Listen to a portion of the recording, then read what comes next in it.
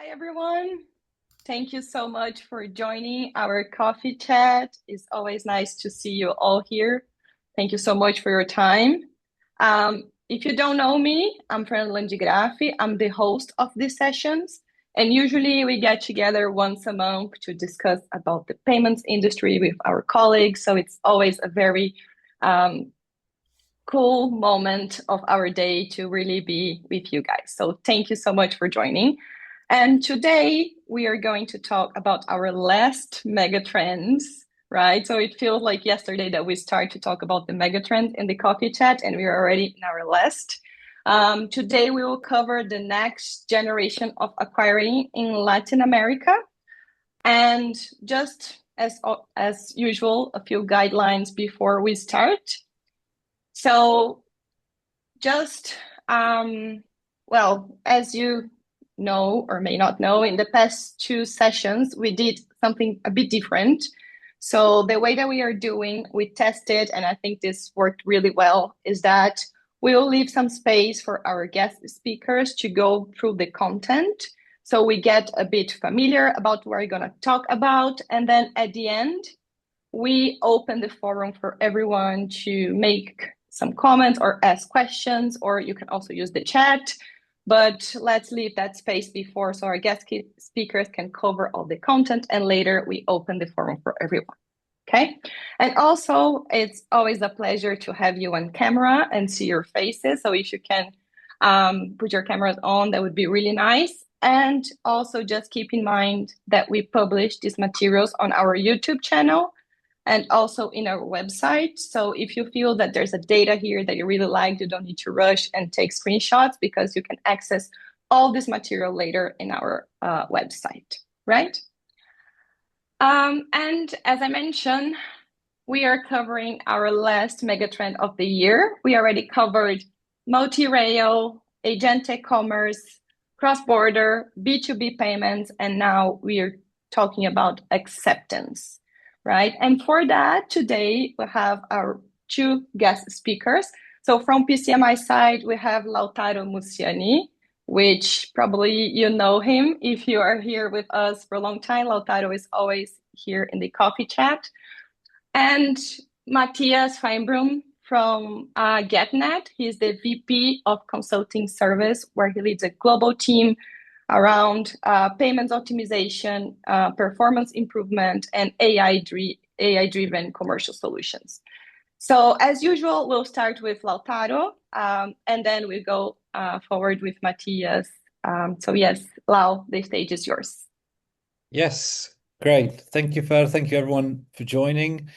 Yeah, so the great acquiring unbundling, that was one of the global megatrends. We looked back in March, February, I think it was, for every region. So Fed, if we move on to the next slide, this trend looked quite different. Next one. Looks quite different in every region, but just so we set the picture for Latin America. Just a quick overview of the structural reality of the region. And that reality is that the region faces a huge acceptance gap. We all know this, but as digital penetration continues to advance on the user level, this gap becomes more and more critical. So just quick figures. We've got about 20 million POS devices in the region. We've got close to 20 million formal merchants with an average of 1.5 devices each. If we do the math, that gives us about 70% penetration in the formal sector. When you look at that 69%, that looks pretty good, right? But the issue comes when we start considering the informal economy in the regions, which in some countries is well over 30%, and up to 50%. So if we broaden that target to include small merchants, informal merchants, micro sellers, the pyramid gets very wide very quickly at the bottom. And at PCMI, we estimate there's about 55 million commercial entities in the whole region. So if we contrast that 20 million POS devices numbers we've got here against the 55 million, actually we end up with a penetration of about 25%, which I know it's not news for everyone, but just wanted to kind of freshen up that background as we then move on to the presentation Matthias has got lined up for us. So again, Latin America has done really well in digitizing consumers. Acceptance is still the bottleneck at the SME level, and this is one of the big opportunities in terms of growth and transformation for the industry. And one of the main answers the industry has had is soft POS. I'm pretty sure everyone is familiar with soft POS here, but just very briefly, as a merchant, you've got your Android phone, Apple phone. It's powered with NFC. So, you get into a contract with your acquirer, 𝗟𝗁𝗏𝗿𝗁𝗏, PSP. You download the app and you can start, taking payments, contactless card payments. LATAM is an Android heavy region, so it's prime for soft POS. Apple provides the service as well, but it's a little bit more convoluted. So yeah, Android is probably the way to go here in Latin America. The main acquirers in the region have already rolled out soft POS, and it's a convenient and cheap tool for small merchants to take payments. So if we move on to the next slide, Fer. So yeah, the big question is how fast is soft POS growing in LATAM? There's different reports, different figures. Overall, that the trend is positive growth, around double digit. Quite aggressive growth. We estimate there's about 1 million active soft POS devices in the region. But I think that the most important takeaway here is that we're seeing that growth come from the more sort of any questions? Sorry.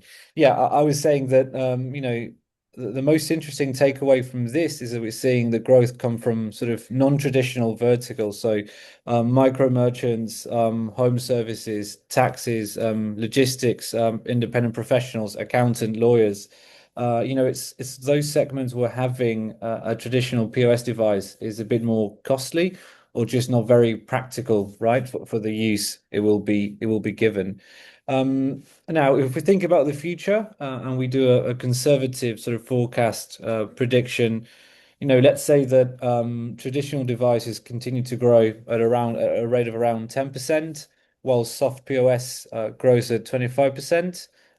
Penetration will improve significantly, but it's still that still translates into a serious gap. Only a third of merchants would still not accept card payments. So I guess the conclusion here is quite clear. I mean, soft POS is a great tool to keep pushing the boundary, but it won't solve acceptance on its own. Reducing the cost of hardware is something that the industry needs, but on its own, it's not going to be the be all and end all of acceptance. We still need to keep working on formalizing business and on the incentives. So to wrap up, if we move one slide forward further. Beyond soft POS, we see that embedded payments and vertical SaaS platforms will be one of the key levers of growth when it comes to acceptance in informal businesses, mostly SMEs. Globally, it's a model that's had great success when it comes to distributing payments inside software. I remember from the US Megatrends webinar we did, we said something quite, relevant, that most SMEs in the US don't pick their acquirer. They just pick a software provider, within their industry, and, the acquirer and PSP comes embedded with that. That model's still very new in LATAM.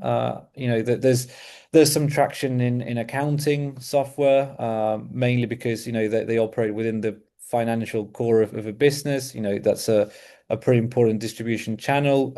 Vertical SaaS, especially when it comes to restaurants, having business management, inventory, and payments all in one is a very attractive proposition.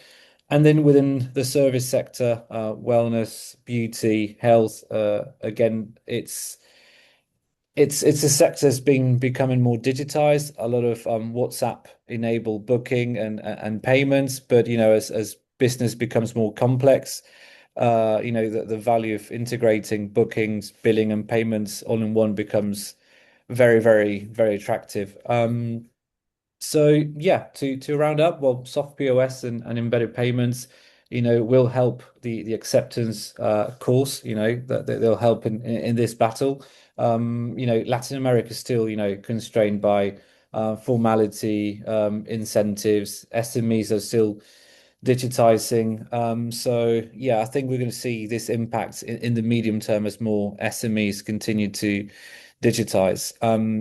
Now, I've spoken about SMEs, and I know Matthias will be talking about the other side of the coin, the big merchants, enterprise, large scale merchants, looking for performance and innovation. So yeah, Fer, Matthias, back to you guys. Thank you, Great. Lau. Yeah. So yeah, Matthias, please go. Sorry, Fernanda. Shall I kick it off? Yes. Oh, okay, great. Okay, well, thank you very much. Thank you, Lautaro, for handing it over to me. And thank you, everyone, for joining. My name is Matthias Feinbrunn. As Fernanda said in the beginning of this presentation, I am the VP of Consulting Services at GetNet. I joined the company at the beginning of this year. So I recently joined GetNet. Before that, I spent 15 years, yes, 15, so a lot of time, working for Worldline. So I studied in 2010 in Latin America. So I was a general manager for Latin America at Worldline. And in the last 5 years at Worldline, I created a consulting services practice similar to what we are doing at GetNet. And the reason why we created this team at GetNet is because we see a trend, especially in big merchants, which are requiring a much more consultative support from acquirers and payment service providers, in line with more demanding consumers, much more ever-changing payment ecosystem, and the need to tailor and to work with merchants on improving their bottom line and top line, right? So it's optimizing costs at the same time as we help them grow their business in all the countries in which we operate. So if we start with the presentation, I want to give a quick introduction about GetNet. So for those who still don't know GetNet, well, GetNet is the largest acquirer in terms of transactional volume in Latin America and Iberia. So we are one of the leading fintech payments service providers in the region. We have been working on a transformational process of GetNet, in which we are moving away from being a traditional transactional processing acquirer to become a much more strategic partner of our clients. And this comes in line with the complexity of the payment ecosystem and the need to provide solutions that can simplify the operation of these complex merchants. So one of the most important things, as Lautaro said in the beginning, I will be focusing in these few introductory minutes of my presentation on the enterprise side of our business, but we have a large customer base of SME merchants. So as you can see in the slide, we have 1.3 million merchants, active merchants in our portfolio, from which you can imagine that a big part of this is coming from our SME segment. And then we clearly have a specific value proposition for these merchants, as well as we have a tailor-made solution for enterprise merchants. Our transactional volume is very big. As you can see, we process more than 10 billion transactions per year, which is quite a lot. And this clearly enables us to have a lot of information about the market, about the trends. So this is one of the main advantages that we have as a leading provider in the region. And in terms of payment volume, we have 238 billion of euros processed every year. So it's big volume. We are leveraging on this volume and this transactional volume to translate this into value for merchants. As I mentioned before, this gives us the opportunity to translate this into trends that we see. This enables us to optimize payments based on the behavior of the different countries. One of the characteristics that we see is that these behaviors change country by country, and I will develop more on this later on in the next slides. But the other thing is that we are a platform that is an enabler, right? So what we want is to become an operative system of payments in which different players in the industry can connect to, right? Whether it is ISVs, PayFacs, orchestrators, what we want is to be this operative system that enable all these players to process payments in all these countries. So this is the main message that we want to share. And for this, we want to focus on having a one single API. We want to have integrated reporting.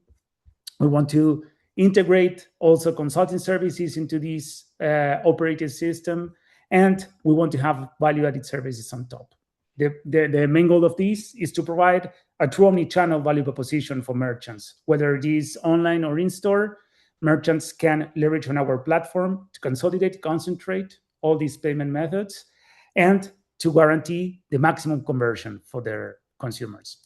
So if we move to the next slide, we can see how this works in practice. So we are all in payments, so we know perfectly well the payments processing value chain, where we have on one hand buyers, on the other hand, at the very end, we have issuers as the last mile in the authorization process. And here is where we come in play, right? Because what we have built is a platform with a single entry point. This is the name of our API, the single entry point to this operating system, through which all the different players can connect to, whether it is a merchant connecting to our platform to access all the countries that you see on top of the slide. And we are also planning an expansion beyond Portugal and Spain in Europe and Peru in Latin America, in addition to the countries in which we are currently processing payments in the region. But we also enable ISVs, payment orchestrators, PSPs, and different type of players in the ecosystem to access to our acquiring platform. And in our acquiring platform, we are connected to the main payment methods as well as to alternative payment methods. As you see at the bottom of the slide, we have support for the traditional international schemes as well as with the most important local schemes. We support alternative payment methods. As you can see, we support the most important ones country by country. In the slide, you have also some of the European most used payment methods. And we also offer value-added services. So one of the advantages of working with GetNet, and this is something that I have seen, especially coming from outside GetNet and Santander, is the value of Santander Group. As you can see, in addition to the GetNet acquiring ecosystem and different type of services, we are also connected to our Asian platform as well as with all the most important issuers in all the regions. But the fact that we have a very significant market share in Latin America, this enables us to have distinctive value propositions to offer to these clients for the fact that we are not just an acquirer, we are also a bank, and we are also an issuer. So this is something that adds a lot of value to our merchants because we can offer very unique value-added services, whether it is buy now, pay later solutions, DCC, and many others, loyalty for loyalty programs for merchants, and many others that I will cover later on. But mainly, this operating system simplifies the landing and the operation of merchants in Latin America and Iberia. If we concentrate a bit for a couple of minutes, in the center of the screen, we see our acquiring platform. So our acquiring platform is not only an enabler of the payment processing, whether it is a credit card or an alternative payment method, but also the enablement of some value-added services that are crucial for merchants when they are attracting international buyers or local buyers in the countries in which they operate. So for international buyers, we have some important features which simplify the way in which they operate. So if we look at marketplaces or digital merchants, the fact that we can operate as a merchant of record in many countries is something that simplifies the way in which these merchants land in Latin America. At the same time as we simplify the reporting and remittances. So for merchants from outside Latin America, it's very important to simplify the operation, complying with local regulations, but also speeding up settlement times and consolidating reporting and simplifying reporting for different payment methods and countries. So we have addressed this issue by consolidating all these in a merchant portal and a simplified and unified reporting platform. And we have also added all the financial services that we leverage on as being part of the Santander Group. So in a nutshell, just to summarize what we see here is that we have a unique platform in Latin America for merchants that are willing to sell to Latin America or clients that are willing to expand across the region in a seamless way and in a simplified way, and without needing to integrate new APIs every time they go to a new country. So I think that this is one of the main differentiators. There are not many acquirers that can do this, and there are not many acquirers that can bundle all these financial services together with the payments processing. In fact, we are the only ones that can offer this value proposition in the region. We can move to the next slide. So I want to take a couple of minutes to introduce something that is very differential. When we look at this complexity, what we see is that merchants have different needs depending on their industries. Whether it is a marketplace, a retailer, a big local retailer, or a regional retailer, a digital merchant, or a merchant in the travel industry. So regardless of the industry in which these merchants are in, what we see is that payments behave in different ways. So consumers have different ways of buying depending on the average ticket value, depending on the nature of the payment, whether it is more one-off payments or recurring payments. We see that there is a need to add some intelligence on top of it, right? And this is where the value of consulting services comes in. If we look at all the countries that we have seen before in Latin America, we see that this is a very heterogeneous ecosystem and environment. So each of the countries have different regulatory requirements. Each of these countries have different share of payment methods. Some are more inclined to cash payment methods than others. We have seen PIX and 𝗟𝗏𝗏 and others coming into play in the region as being disruptive and first movers also at a global scale. But what we see is that the regulatory context, the ecosystem is very heterogeneous. So this is something that adds a lot of complexity to the businesses of our clients. So for addressing this type of complexity is that we have created a consulting services team mounted on 3 pillars. So the main pillar is professional services. And professional services is a team of payments consultants that are focused on solution design and on improving the user experience of our clients. The way in which we do this is by understanding the business of our clients and finding opportunities to do two things. One is to optimize their payments processing from a cost perspective, but also from a conversion perspective. So we want to guarantee that we have the highest conversion for these merchants, conversion from a conversion at the checkout process point of view, but at the same time on the authorization part. We want to have the highest auth rates.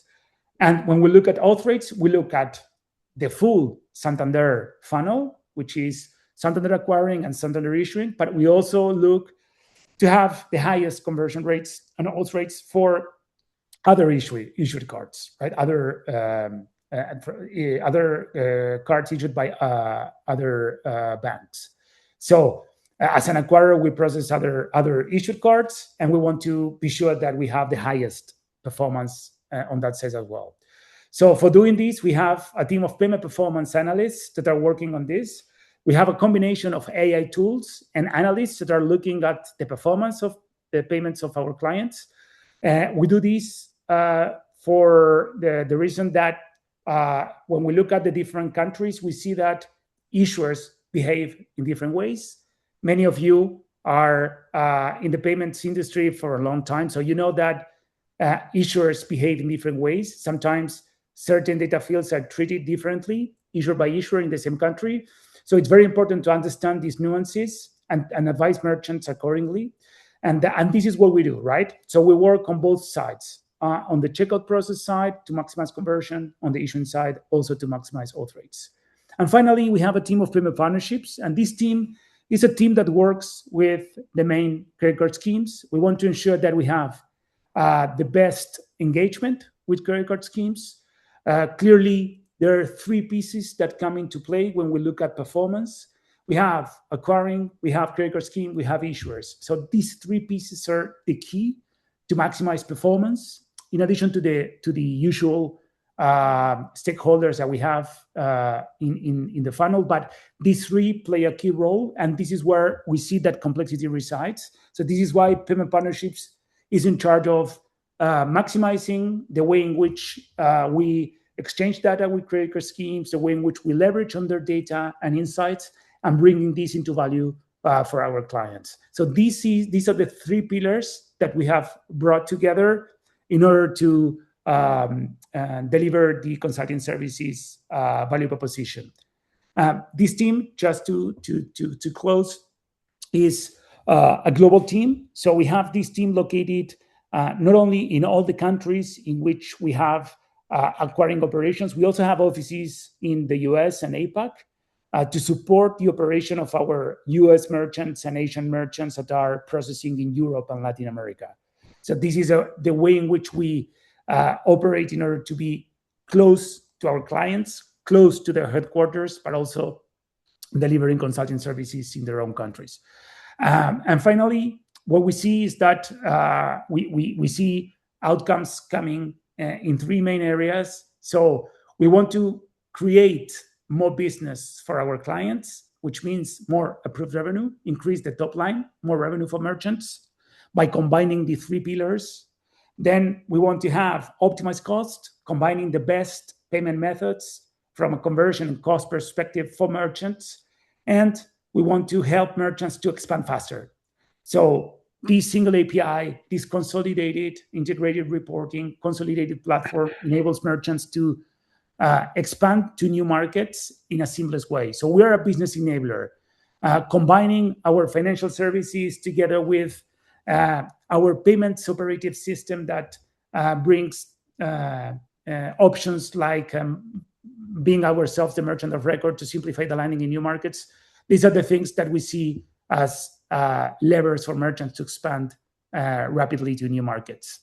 And finally, the bottom line of this is that what we deliver to merchants, which is one click away, Lautaro, is a diagnostic assessment. So this is the first thing that we do. We co-create with merchants. We sit down with them to think together on how build solutions. Sometimes we develop solutions for them. Sometimes we bring credit card schemes. So we are an enabler of these type of payment solutions for merchants in a very creative way. And we adapt our roadmap when needed. And we also have a very strong focus on performance. So we are constantly monitoring performance. We want to be the best performing acquirer in Latin America for all the different issuers that we see in the region. So this is why we are in constant connection with all the banks in Latin America to make sure that we have the highest approval rates in every market. So this was my quick introduction. Thank you very much. Thank you, Matthias. That was great. Thanks, Lau, too. So now to open our Q&A part, I would like to invite Lindsay Tutson, PCMI practice leader, which will moderate the Q&A. So Lindsay, please. All right. Thank you, Fernanda. Hi, everyone. Great to see you here. Thank you, Matthias. Great to have this conversation with you after many years of being in contact and knowing each other and working together. So, and we have a great group here. A lot of folks. I see merchants. I see acceptance partners. I see networks. I see PSPs. I see tech enablers in the room. So I'm really curious for all of you guys to jump in. Feel free to write in your questions in the chat or simply jump into the conversation, as you know we do in these sessions. Matthias, I loved, I can tell that you're very passionate about what you do and about the value proposition that GetNet is offering and how unique it is. And I really want to understand, what's happened, what's changed in the last 2 years. You mentioned consumers getting more demanding, merchants facing more and more challenges, requiring more personalization and customization in their approach to acceptance in the region. So can you explain, this value-added services layer? You went into it in the presentation, but I'd like to get a better idea of what this looks like really practically when a merchant, okay, I need to optimize my authorization rates. We know that that's a key need, but what does that value-added services layer look like? You mentioned those 3 pillars, but can you give us an example or really make this tangible for us to understand?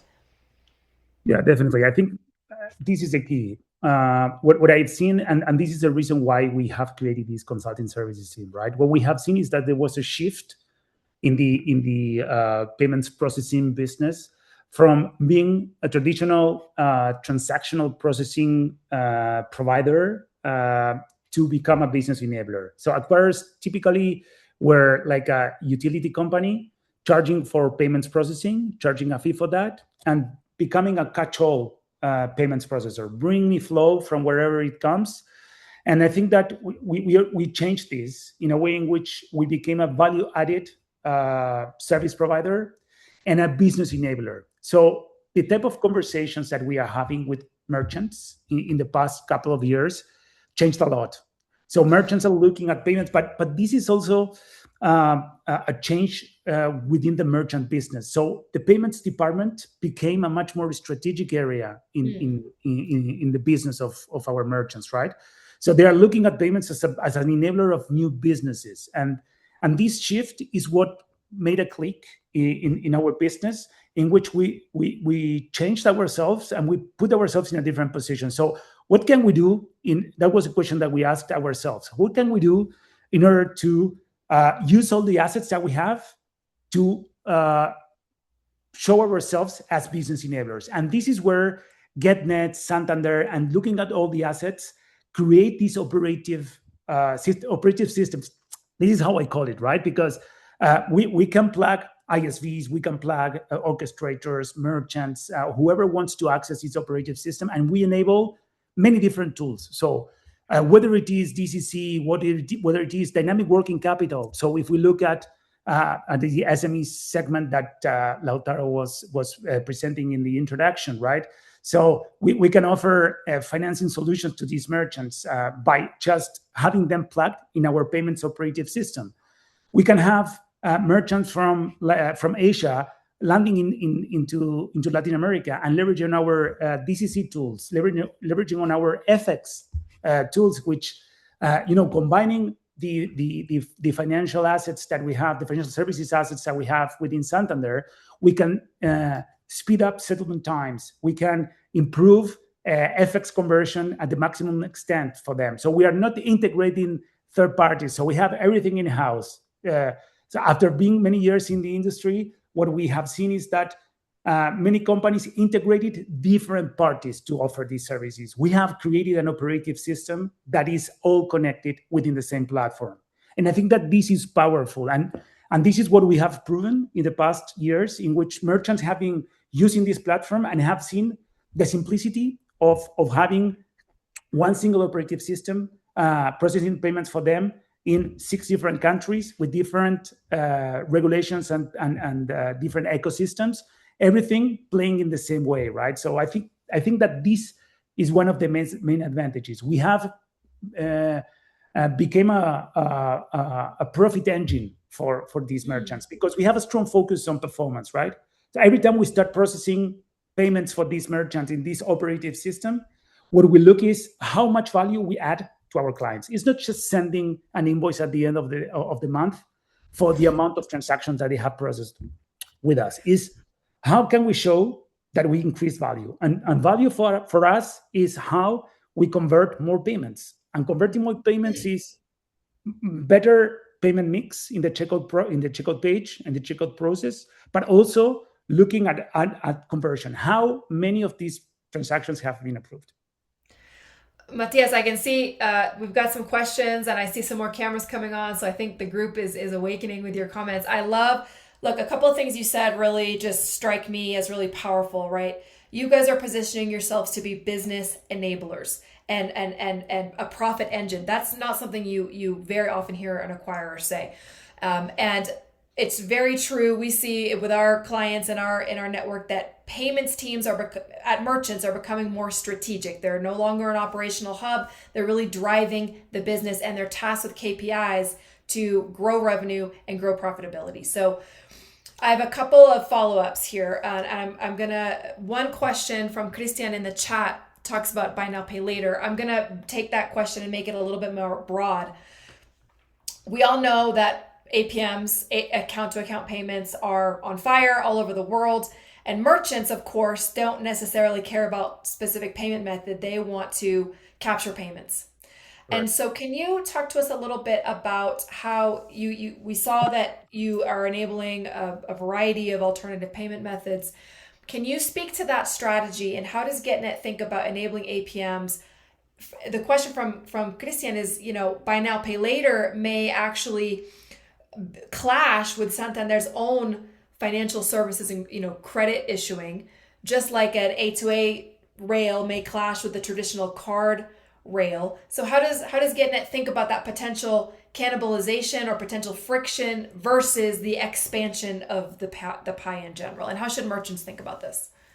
Yeah, so the thing is we have different type of solutions for this. So the objective here is how we can finance a transaction, or let's look this in a different way. A transaction can be rejected, right? Because the cardholder doesn't have enough funds to pay, the credit card or the payment method he or she is using has been rejected or could be rejected. So what are the tools that we have in order to make that payment happen, right? If we think about a marketplace or a retailer, right? If I put 5 products in the shopping cart, perhaps I have funds to buy 3 out of these 5, right? So as a merchant, I can smartly advise to choose 3 out of the 5, right? Or I can offer financing opportunities for these type of consumers, in which I can tell them that they can use one of the different financing or credit tools that we have in order to pay in installments this purchase. So there are many different ways in which we can convert the transaction, combining buy now, pay later or financing tools, but at the same time offering other payment methods. So what we see is that the purpose here is to maximize conversion, and what we need is to, as a payment operating system, is to give the tools to merchants to play with the different payment methods that we can access or we can offer as GetNet, so the consumer can smartly choose the best way. There is no, we don't see a cannibalization We have different type of products and services that we can offer to consumers in the different countries that we operate. And I think that this is one of the main differentiators that we have as GetNet Santander. We have been very successful doing this in many countries in Latin America as well as in Europe. So we have solid case studies to share if anyone is interested on this. But one thing that I like from this is to twist a bit this question and look at how merchants can smartly advise consumers on which are the options they have to convert a purchase, right? That could be rejected for some reason, but having options to try to convert this at the maximum extent, whether it is by financing it or offering alternative payment methods. I think that if we look at the checkout processes of many of the very well-known retailers in the region, we are not at that level. I think that there's still a long way to go in order to improve this experience for us as consumers. Mm-hmm. So I want to recap. You said a lot of really great things there. And a message I want our audience to really hear is, first off, you are not experiencing cannibalization. And that's not something that you are worried about or puts you in a defensive mode, right? And then the bigger, more important question is, how do I maximize conversion? And you do that through different payment experiences according to particular buyer and what they're trying to achieve in that transaction. Correct. Right. I fully agree. Yeah. Fabulous. I want to, Matthias, go back to this idea of acquiring or acceptance really being a profit driver, and not an operational hub, but really something that drives the business forward. Now, not every merchant thinks that way. Merchants and acquirers and payments are at odds a lot of times because of the cost. And so my question is, how do you, when talking with a merchant, how do you move them from a rate conversation where they're just trying to get the best rate possible and their goal is to compress costs as much as possible? How do you move them from that mentality to more of a value conversation? Yeah, it's a very good question. And this is our day-to-day job, right? So when we have an educated conversation with clients, I think that the cost of processing a transaction becomes a secondary point, right, or topic. Mm. So when you look at perhaps the most experienced merchants, I'm looking at the very well-known big global companies in our industry. They typically don't care about the price they pay per transaction, but most importantly, they care about the performance, right? That's the first topic that is on top of the list, right? So they want to understand if we have a good performance, if you have good conversion rates, and then we can discuss about costs and other things. But this is the first topic that unlocks the conversation with big merchants. And then I think that this is the conversation that have been evolving the past years.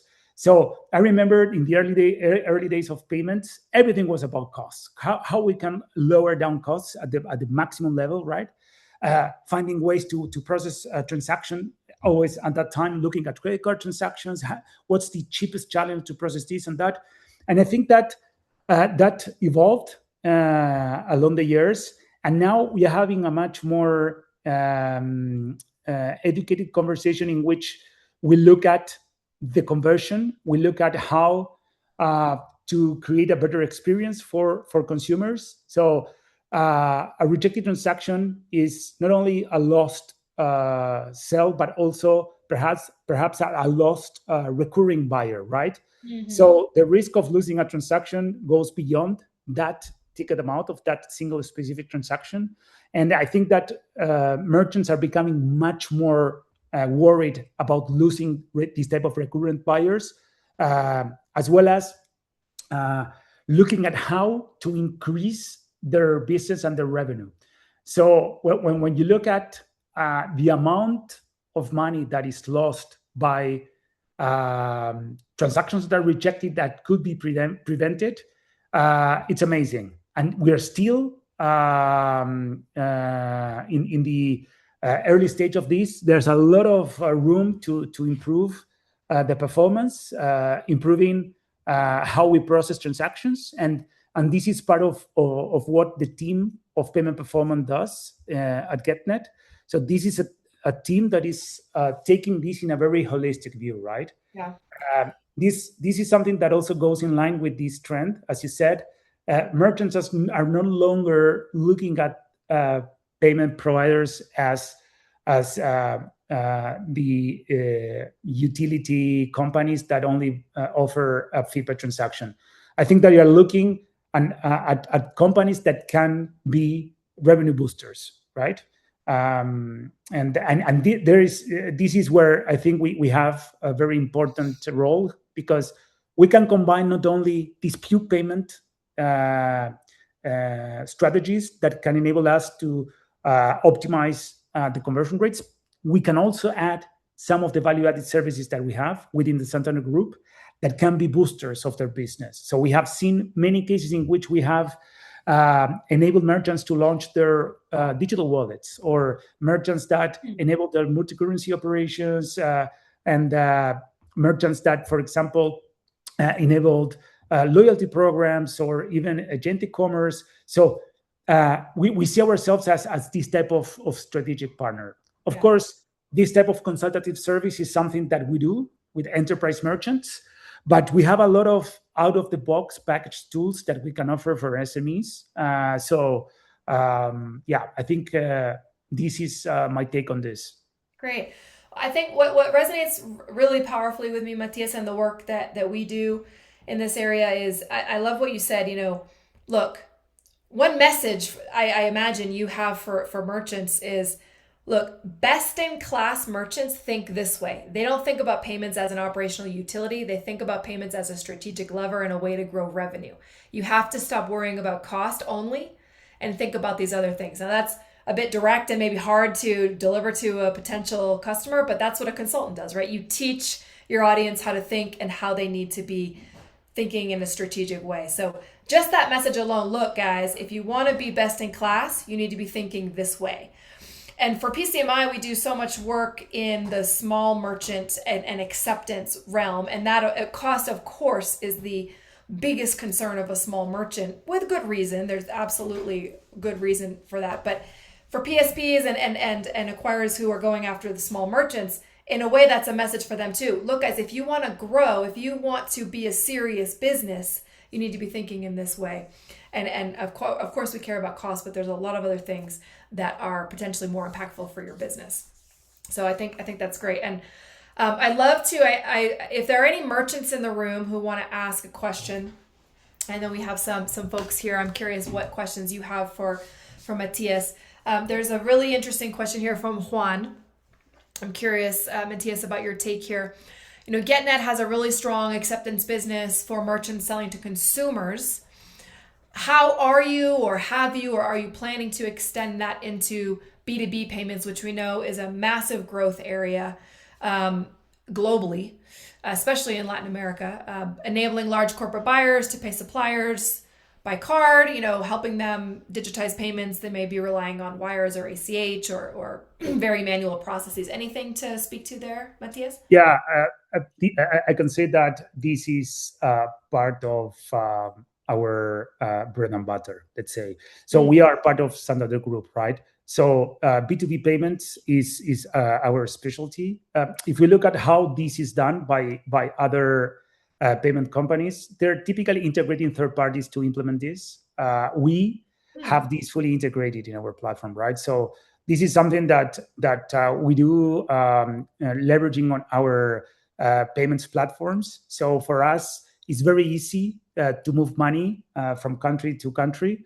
So we have a platform to do this. So we can enable any type of B2B merchant, whether it is a travel company or educational company or whatever case we look at. We have a platform that can enable these, simplifying reconciliation, simplifying payments and settlement. So I could say that this is part of our bread and butter. So if anyone is interested in discussing this further, let me know. Luciana, if you want to contact me, we can discuss this further. Luciana, no, sorry, Juan Cardona. Yes, and I mean, this question really goes to the heart of strategy and cash management and revenue generation, because when you get into the B2B world, now you're unlocking working capital, you're potentially earning interchange. There's a lot of really strategic moves, and I think being both an issuer and an acceptance player really plays to your favor there. So thank you for bringing that up, Juan. That's a great point. Definitely.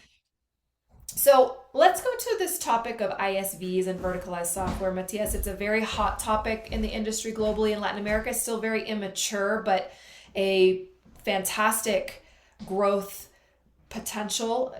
What do you think is needed to kickstart this or accelerate this, maybe as it is more in the US? And what verticals do you see, where do you see this digital transformation occurring? Well, ISVs are key for us and for our growth in the region. So there is this famous saying, which was software is eating the world, right? Remember that probably from, I don't know, more than 10 years ago. But I think that this is part of the software that runs on top of our operative system, right? So we want to connect as many ISVs as we can, because we truly believe that these are the enablers for us to process more payments and to boost the business of ISVs, right? The functionalities we have are also crucial for ISVs and also enablers of new businesses and helping them to expand as well in many cases. So payments are a key part of the ISV business. If we look at hospitality, travel, if we look at digital, so these are the natural industries in which we see ISVs growing. We have a team focused on ISVs. So the team is a commercial team and a product team ready to adapt, to connect new acquirers to our platform. And from consulting services point of view, we also work with ISVs, because sometimes we need to work on tailored solutions or to work on business cases for merchants in order to develop new functionalities. And this is what we do, right? So we want to grow with ISVs. We want to grow the ISV business in Latin America and Iberia. So it's part of our strategy, and we are committed to work alongside with them. Got it.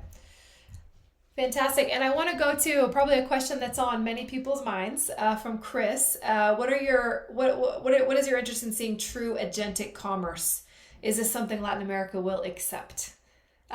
Meaning agents executing payment automatically on behalf of buyers. There's a lot of, we heard so much hype about agentic commerce in the first half of the year. I do believe it's died down a little bit as AI has, as people are adopting AI and really experimenting with it and really understanding what the maturity level it's at. People are, obviously every company is still working on this, but it's yet to be made manifest in Latin America. So how do you see this?